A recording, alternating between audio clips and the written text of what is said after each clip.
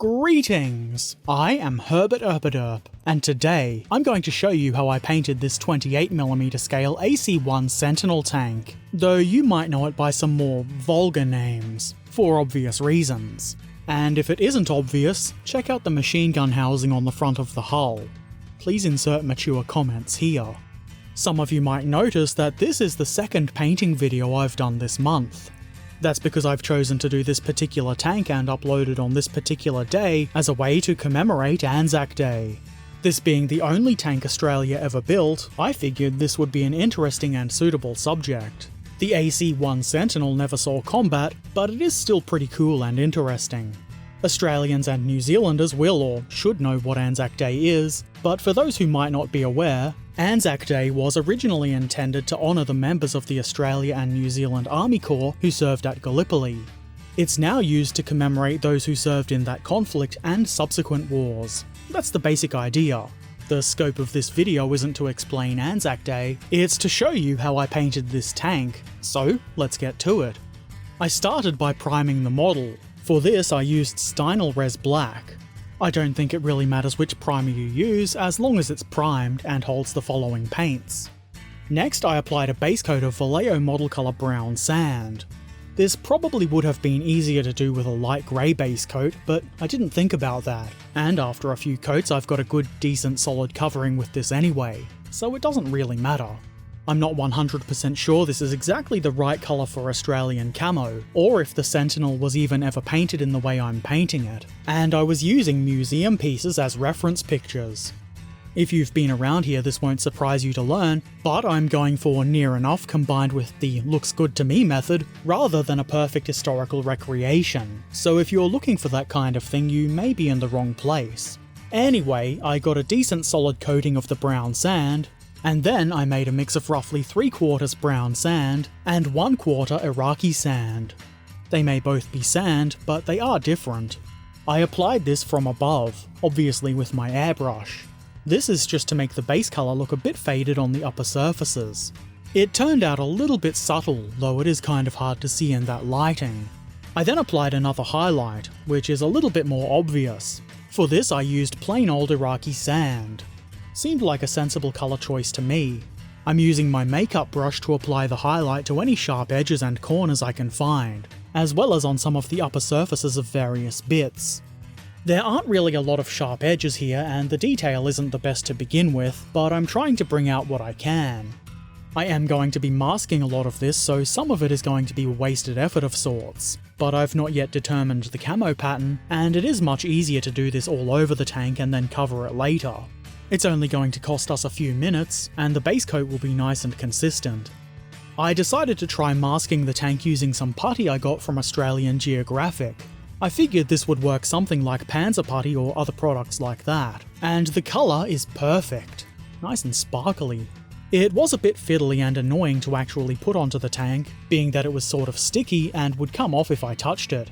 But I kept going with it and eventually got the model covered how I wanted it. It would have been much easier and quicker just to freehand a soft edge camo with my airbrush, but pretty much all of the reference pictures I have of this tank show it with a hard edged camo, so I wanted to replicate that. Once the masking was done, I sprayed a coat of Vallejo model colour reflective green. This looked close enough to me to an Australian camo green, and I did see it mentioned a couple of times in my limited research as to what colours would be appropriate.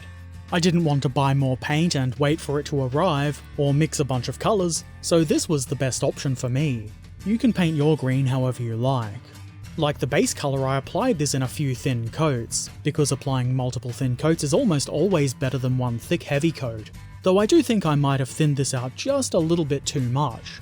That's okay, it still turned out pretty good. To highlight the green I made a mix of roughly 3 parts model colour reflective green, and 1 part model colour buff. Like with the tan colour, I spray the highlight mostly from above, and a little bit on the sides, just to give the effect of a little bit of sunlight on the model and a bit of fading from said sunlight. Pretty simple, though I did have to get this done pretty quickly, which was kind of annoying.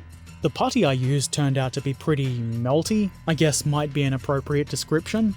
You can probably see that it was starting to feel the effects of gravity in some of these clips, and it was starting to melt off the model, which is obviously not ideal. I did want to apply a dry brushing while the masking was in place, but I just had to pull it off instead. The heat here may have had something to do with this. I'm probably going to use something different in future. Fortunately, as you can hopefully see here, it was very easy to remove from the model. The result isn't perfect at all, but it is pretty good in some areas, and not so good in others. Particularly the top of the turret. It's a bit jagged and doesn't look at all how I wanted it to. Maybe it would have turned out better if I'd used Maskol or some other liquid mask. But it's not too bad at all, and I can fix it, using a brush and some slow, careful painting. Instead of going to the effort of making another colour mix, I decided I would just use plain reflective green here. It will be slightly different to the highlighted base colour, but not much. That highlight was pretty subtle after all. Obviously it would be better to not have to do this, but I would rather have nicer edges on my camo than what I got from the masking, so I'm willing to put in that little bit of extra work. It's not too hard as long as you're careful and take your time. The result is fairly good looking if you ask me. You can barely see the areas I touched up. Next, I applied that dry brushing that I mentioned wanting to do earlier. I used a mix of roughly 50-50 model colour reflective green and buff. Since my mask is now gone, I have to be careful when applying this. Obviously, I only want to put this on the green areas. This is pretty much the same as the highlighting I applied to the light colour, I just have to be a little bit more careful is all. This is pretty simple, but it really does help to bring out the edges, both rounded and sharp. If you're interested in my dry brushing brush, there's a video about it linked in the description and in the upper right corner of the screen now. Then I figure, why not add a wash, just to add a little bit of dirt and depth to the gaps and recesses. For this I've used Army Painter Strong Tone. The mix is roughly 1 part Strong Tone to 3 parts water, so not too heavy at all. I apply it all over the model. I did notice this beading a little bit in some areas, and I think that might be caused by residue from the putty, but I did end up getting the model entirely covered in this wash, so it wasn't too big an issue. After the wash had dried, I added chipping. I'm trying not to go overboard with this, because I want the tank to be clean. Not museum piece clean, I mean, I want it to look like it's been used, just not too badly beaten up. The colour mix I've used here is the standard 70% model colour black grey to 30% model colour mahogany that I usually use for chipping. If you want to learn more about this technique, I've made a video about it, and there's a link in the description and in the upper right corner of the video now. As I usually do after chipping, I've taken a fine brush and used the same colour to add some longer scratches, both just to add interesting longer scratches, and to add some chipping in recesses and corners where I might not have been able to get the foam. Obviously it's a good idea to go slowly and carefully with this. You do want them to look like scratches and not streaks of paint. I think I got some pretty good scratches on this tank. I'm quite happy with them. Now might be a good time to mention that this kit doesn't come with any decals, and I didn't feel like spending the time trying to find Australian decals and, more importantly, wait for them to arrive, so I've just left it unmarked. You do see it unmarked in pictures, so I figure unmarked is good enough for the model too. After that, I paint the tracks. I usually paint the tracks one colour and maybe a highlight and then apply a track wash, but this time, because they're metal with rubber pads in the centre, I'm going to have to paint them to reflect that. I painted the rubber pads with AK Interactive rubber tyres. I don't know about you, but that made a lot of sense to me. I apply it to all of the pads all the way around the tracks, which is simple enough. I also apply it to the tyres on the road wheels, return rollers, and the idler wheel, because they all look like they had rubber on them too. That is pretty simple. I'm not especially worried about getting the rubber colour on the metal parts of the tracks because I can just paint over that, but I am trying to be careful on the wheels. I would like to try and avoid doing touch-ups, and the best way to do that is to avoid making mistakes. It's not the end of the world if you do make mistakes, it's just better to avoid. It would make sense to paint the metal parts of the tracks next, so that's what I did. I used AK Interactive Rusty Tracks, because that seemed like a good colour to use on tracks that you want to be a bit rusty. I know, crazy, right? I apply this to all of the parts that are meant to be metal, those being the guide horns and the little bits along the outside of the rubber bits. This was pretty time consuming, mostly because I'm being quite slow and careful to only paint this in the intended area, including in between the drive sprocket teeth. I figured that was worth the effort it took though, and I think it looks pretty interesting. Then I figured why not add a bit of a highlight to those rubber treads. I did this with model colour basalt grey, and I went very lightly and carefully.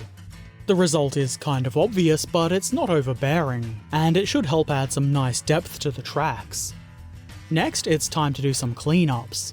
I used model colour Iraqi Sand on the tan coloured areas, which is mostly just the wheel rims. Obviously not the rims that were painted green. Then I made a mix of roughly 50-50 reflective green and buff, and I did the same thing to the wheel rims that were painted green. Because it's so different from the base colours, this is only really good for areas that you want to be a little bit highlighted or maybe scratched up a bit. Personally, I quite like how this works on the wheel rims. It kind of makes them pop just so. I followed this with a wash of army painted dark tone, roughly 3 parts dark tone to 1 part water, and I've applied it to the tracks and wheels only. Of course, it will probably get on the bogie frames, and that's okay. It doesn't need to be super neat. This is mostly to add depth to the tracks, but it does help to neaten up the wheel rims and such, as well as making these parts look just that little bit more dirty. Then, because I was pretty happy with all these acrylic layers, and I don't think I really need to add anything more, I lock them in with a coat of gloss varnish. This will protect the paint from the following enamel colours. I don't think the model needs too much more added to it, but I do want to do a little bit of enamel weathering. I start with some AK Interactive landing gear wash. I used this on the flak gun that I recently did, and it seemed to work pretty well for a sort of dirty look, so why not try it again? I applied it mostly in gaps and recesses. It looks nice and dark, but it's not quite black, which is good. I used a clean brush with clean thinner on it and removed it from areas I didn't want it. I also streak it downwards as much as I can, because that's what happens to dirt and grime when tanks get rained on. Gravity pulls it downwards. I'm sure you don't need me to tell you that, I hope. This is pretty much all I think I need to do as far as an all-over dirtying goes. It's in and around a lot of gaps and creates a fair bit of dirtiness, but I don't think I've gone over the top with it. Then I put a little bit of AK Interactive track wash on the metal parts of the tracks, which makes sense. This doesn't actually seem to do much though, and what it does do is quite subtle. I would probably just not do this if I were to paint this tank again, but it's on there now and that's fine. After that, I figured I might try and add just a little bit of dirtiness to the sides of the hull. First, I used AK Interactive Summer Curse Girth, which I just messily applied to the inner hull sides. I don't really want to get this on the tracks, but a little bit would be okay on the road wheels. I did put some of this on the lower rear hull because that made sense. I put some thinner on a brush and then spread it all around. I didn't think it was quite dark enough, so I added some AK Interactive Dark Mud and applied it in much the same way. Nothing too tricky here. And I think that's about all we need. I have tried not to go overboard with the weathering on this tank, and it has ended up fairly weathered, but I don't think I've quite reached overboard yet. There isn't really a whole lot of detail on this model for me to pick out and paint, so this is about as far as I feel I need to go. Plus, I did want it finished in time for ANZAC Day. I hope you patrons don't mind not getting this video as early as you usually would. I applied a coat of AK Interactive Ultra Matte Varnish to get rid of that shine, and that's it. The AC1 Sentinel tank in 28mm scale is complete.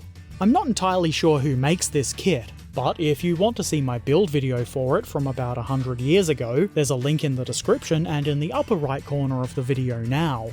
I am pretty happy with how this model has turned out. I haven't done a hard-edged camo for a while, and it was interesting to try out that putty, the name of which escapes me now, even if it wasn't quite as effective as I'd hoped it would be. I think I'll go back to using Maskol next time I do something like this, even though it does smell awful. Like I said before, there isn't really a whole lot of detail on this model to be painted. I probably could have done a more interesting paint job were there tools and spare track links and things like that on the model. To be fair, I do have some of the Rubicon stowage kits and I could have added stuff from my bits box, but I didn't think about it, and I'm not really sure it would be worth it. At any rate, the model is good enough for purpose, and it's clearly identifiable as an AC1 Sentinel, especially with that machine gun housing on the front of the hull.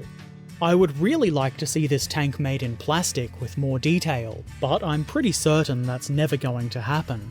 I don't think it's something many people will find a place for in their armies. In fact, I don't think anybody like Warlord even does one in resin and metal. Probably has something to do with it not ever being used in combat. Anyway, I do think this is going to make a nice addition to my forces. I don't specifically have an Australian force, but if I feel like fielding one, I can with this tank. I would simply use my British infantry as a proxy for Australian infantry. That's good enough for me, and I wouldn't play against somebody who wouldn't allow that because they probably wouldn't be any fun.